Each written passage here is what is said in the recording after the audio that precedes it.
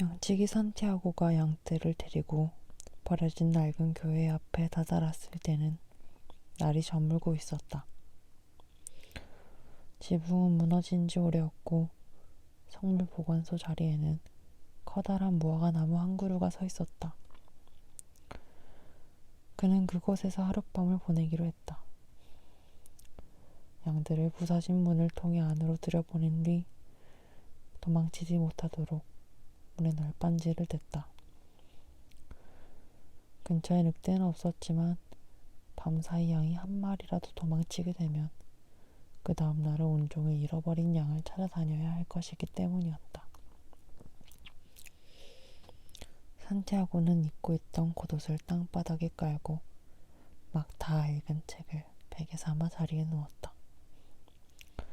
잠이 들기 전 그는 이젠 더 두꺼운 책을 읽어야겠다고 생각했다. 다 읽으려면 시간이 더 많이 걸리고 밤엔 좀 더 편안한 베개 역할을 할 수 있도록 말이다. 잠에서 깨어났을 때 사위는 아직도 어두웠다. 고개를 드니 부서져 반쯤 남은 천장 사이로 별들이 반짝이는 것이 보였다. 좀 더 자고 싶었는데 아쉬웠다. 지난주와 똑같은 꿈이었다. 이번에도 역시 꿈이 채 끝나기 전에 잠을 깨고 말았다. 산티아고는 일어나서 포도주를 한 모금 마셨다. 그러고 나서 자고 있는 양들을 깨우려 양치기 막대를 집어들었다. 그러나 양들은 대부분 깨어 있었다. 산티아고가 잠에서 깰 때 같이 깨어난 모양이었다. 어떤 신비로운 힘이 자신과 양들을 하나로 묶어 지난 2년 동안 물과 먹이를 찾아 대지를 떠돌아다니게 하고 있는 것만 같았다. 저 녀석들은 이제 내게 너무 익숙해져서 내 일과 시간을 훤히 꿰뚫고 있지. 산티아고는 낮은 목소리로 중얼거렸다. 그러나 어쩌면 그 반대일 수도 있겠다는 생각이 들었다. 산티아고 자신이 양들의 일과에 익숙해진 것인지도 모를 일이니까. 일어나지 않고 늑장을 부리는 양들도 몇 있었다. 산티아고는 막대를 휘두르고 한 마리 한 마리 이름을 불러가며 그 양들을 일으켰다. 산티아고는 양들이 자신의 말을 알아듣는다고 생각했다. 그래서 때때로 양들에게 감명 깊게 읽은 책의 구절들을 들려주기도 했고 양치기로 들판을 떠돌며 사는 일의 외로움이나 기쁨을 이야기하기도 했고 자신이 자주 지나다니는 마을에서 얻어들은 이런저런 소식들을 전해주기도 했다. 하지만 이틀 전부터는 한 소녀에 관해서만 입이 열렸다.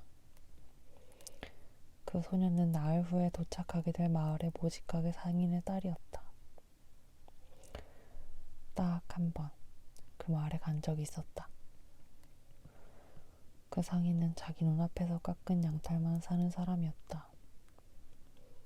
1년 전 산티아고는 양떼를 이끌고 그 친구의 소개로 알게 된 그 가게로 갔었다.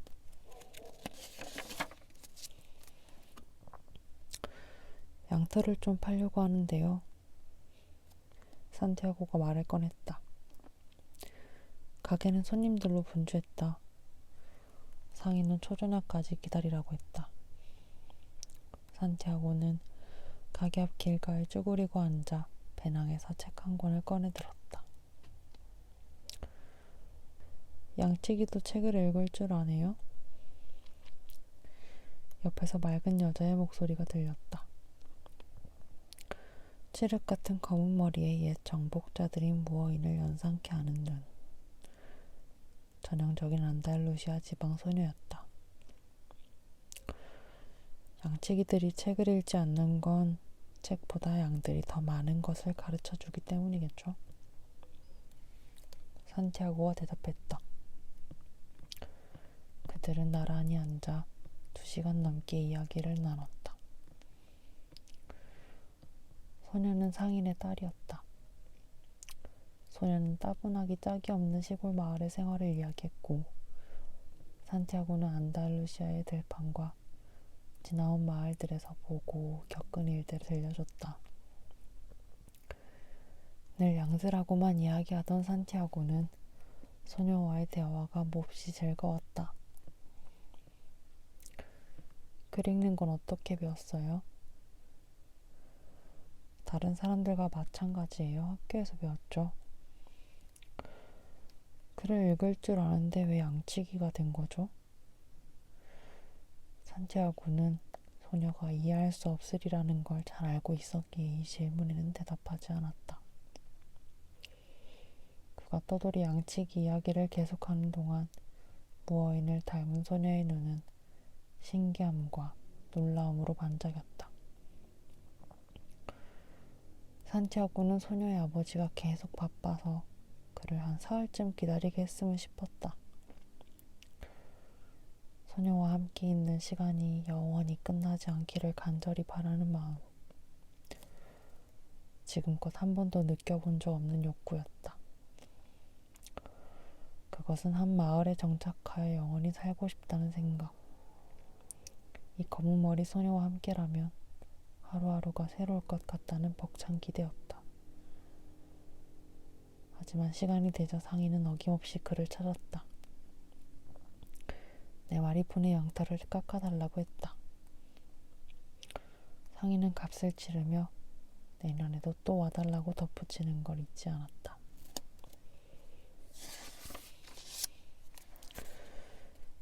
이제 나으르면 그 마을을 다시 찾게 된다. 산티아고는 몹시 흥분되었다. 동시에 불안하기도 했다.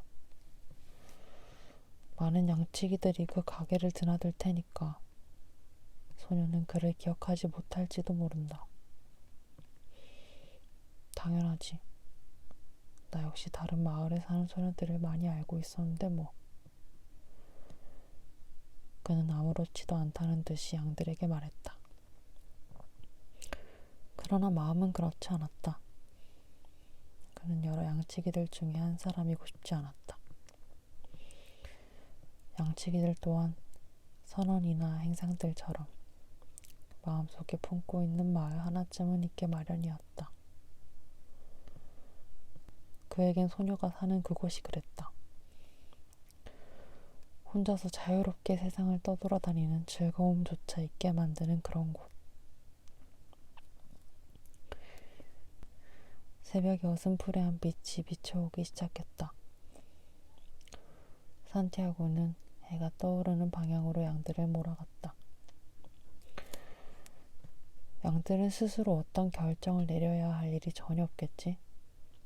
그렇기 때문에 항상 나와 함께 있는 걸 테고. 양들이 필요로 하는 것은 오직 물과 먹이뿐이었다. 자신들의 양치기가 안달루시아의 맛있는 목초지들을 잘 알고 있다면 양들은 언제까지나 그의 친구로 남아있을 것이었다.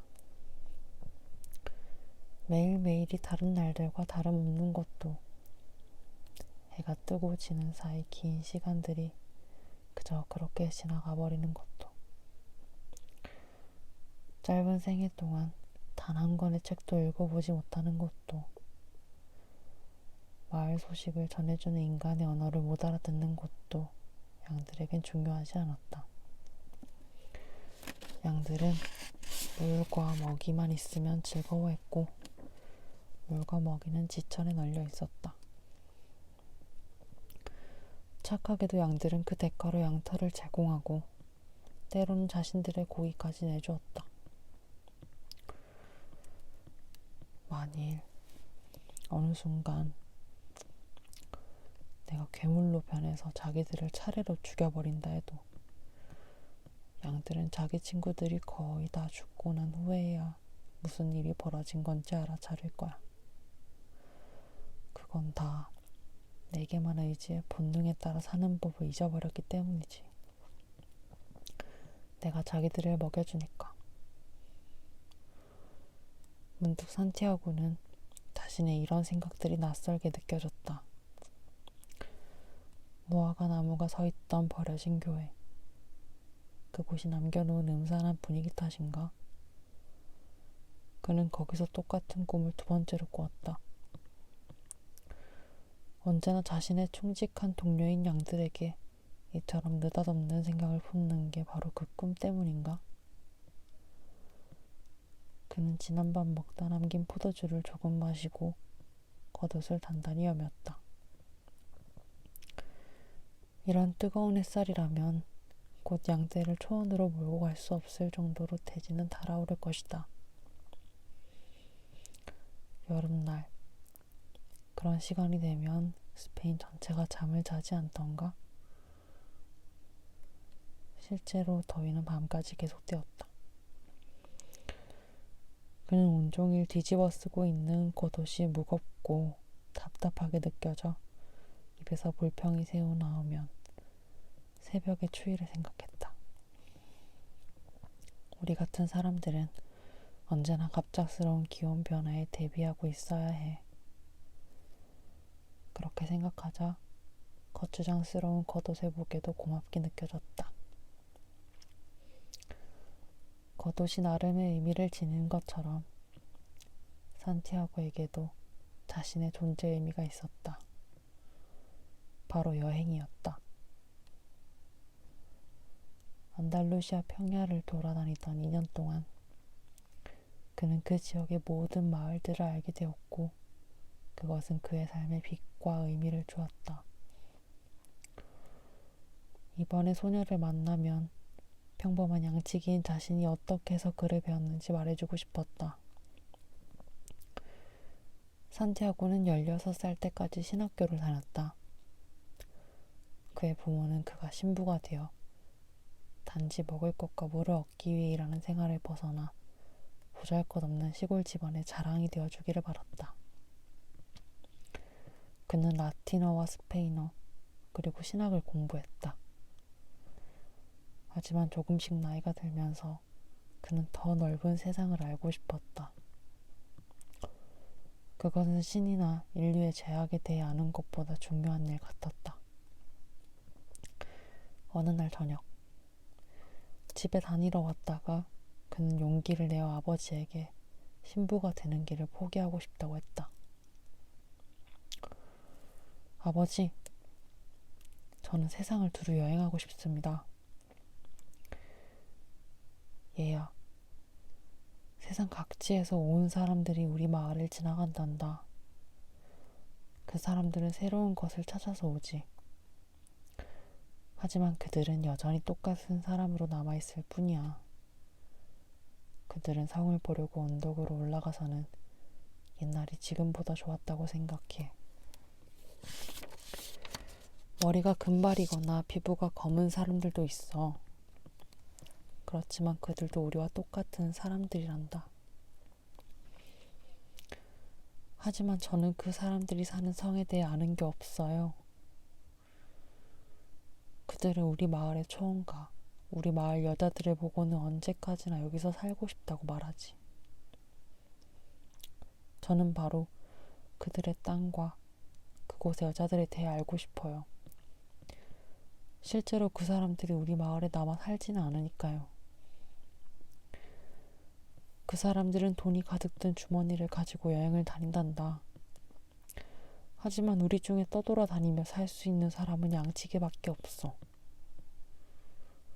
그렇다면 전 양치기가 되겠어요. 아버지는 더 이상 아무 말도 하지 않았다. 다음날 아버지는 주머니를 하나 건네주었다. 스페인의 옛 금화 3개가 들어있었다. 언젠가 들에서 주운 거란다. 네 이름으로 교회에 헌금할 생각이었지. 이것으로 양들을 사거라. 그리고 세상으로 나가 마음껏 돌아다녀. 우리의 성이 가장 가치 있고 우리 마을 여자들이 가장 아름답다는 걸 배울 때까지 말이다. 아버지는 축복을 빌어주었다. 소녀는 아버지의 눈을 보고 알 수 있었다. 그 역시 세상을 떠돌고 싶어 한다는 걸. 물과 음식, 그리고 밤마다 몸을 누울 수 있는 안락한 공간 때문에 가슴속에 묻어버려야 했던, 그러나 수십 년 세월에도 한결같이 남아있는 그 마음을.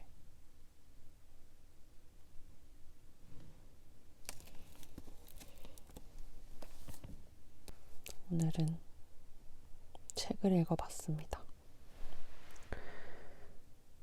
연금술사인데요. 저는 이상하게 청개구리 심보가 있어서 막 서점의 베스트셀러 코너라던가 아니면은 광고하는 어떤 것들 안 보려고 해요. 잘 안 사려고 한다던가. 모르겠어요. 그냥 청개구리인가 봐요. 아무튼 그래서 연금술사도 읽어본 지 얼마 안 됐어요. 한 1년 전인가? 그때 읽었던 것 같아요, 처음으로. 되게 유명한 책이잖아요. 그런데 그때 처음으로 읽어보고 너무너무 감동받고 놀래가지고 한 두세 번을 연달아 읽었던 기억이 나요. 그래서 우리도 하나의 별로서 여행하고 있는 생명체니까 네, 이 책을 데리고 와봤습니다. 그러면 모두 좋은 밤 되시고 좋은 꿈 꾸시고 꿈 안 꾸고 푹 주무시면 더 좋고요. 저는 자러 가보도록 하겠습니다. 안녕.